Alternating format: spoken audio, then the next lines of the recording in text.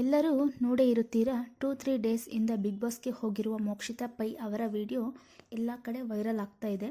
ಮೊದಲು ಅವರು ಟ್ಯೂಷನ್ ನಡೆಸುವಾಗ ಅಲ್ಲಿ ಬಂದಂತಹ ಒಂದು ಹುಡುಗಿನ ಕಿಡ್ನಾಪ್ ಮಾಡಿ ಅವರ ತಂದೆ ತಾಯಿ ಹತ್ತಿರ 25 ಲಕ್ಷ ಬೇಕು ಅಂತ ಹೇಳಿ ಬೇಡಿಕೆ ಇಟ್ಟಿದ್ರಂತೆ.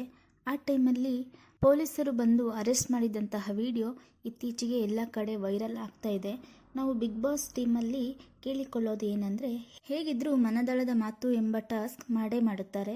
ಅದರಲ್ಲಿ ಇದನ್ನು ಮೋಕ್ಷಿತಾ ಪೈ ಅವರಿಗೆ ಒಂದು ಹಿಂಡು ಕೊಟ್ಟು ಇದು ಅವರು ಮಾಡಿದರಾ ಇಲ್ವಾ ಎಂದು ಕ್ಲಾರಿಫಿಕೇಶನ್ ಬೇಕಾಗಿದೆ. ಇಲ್ಲ ಅಂದರೆ ಅವರ ಕ್ಯಾರೆಕ್ಟರ್ ಮೇಲೆ ಪರಿಣಾಮ ಬೀಳ್ತಾ ಇದೆ. ಅವರನ್ನು ಕಂಡರೆ ಆಗದೇ ಇರುವಂತಹ ಯಾರ್ಯಾರಿದ್ದಾರೆ ಅವರೆಲ್ಲ ನೇಪಾಳಿ ಮೋಕ್ಷಿತಾ, ಮಕ್ಕಳ ಕಳ್ಳಿ, ಹಾಗೆ ಇವರ ನಿಜವಾದ ಹೆಸರು ಐಶ್ವರ್ಯ ಪೈ ಎಂದು ಎಲ್ಲ ಕಡೆ ವೈರಲ್ ಮಾಡ್ತಾ ಇದ್ದಾರೆ. ಮೋಕ್ಷಿತಾ ತನ್ನ ತಮ್ಮನನ್ನೇ ಅಷ್ಟು ಚೆನ್ನಾಗಿ ನೋಡ್ಕೊಂಡಿರುವಾಗ ಇನ್ನು ಬೇರೆಯವರ ಮಕ್ಕಳನ್ನ ಕಿಡ್ನಾಪ್ ಮಾಡಲು ಸಾಧ್ಯನಾ? ಎಲ್ಲರಿಗೂ ಸಹ ಇದರ ಬಗ್ಗೆ ಗೊಂದಲ ಇದ್ದೇ ಇದೆ.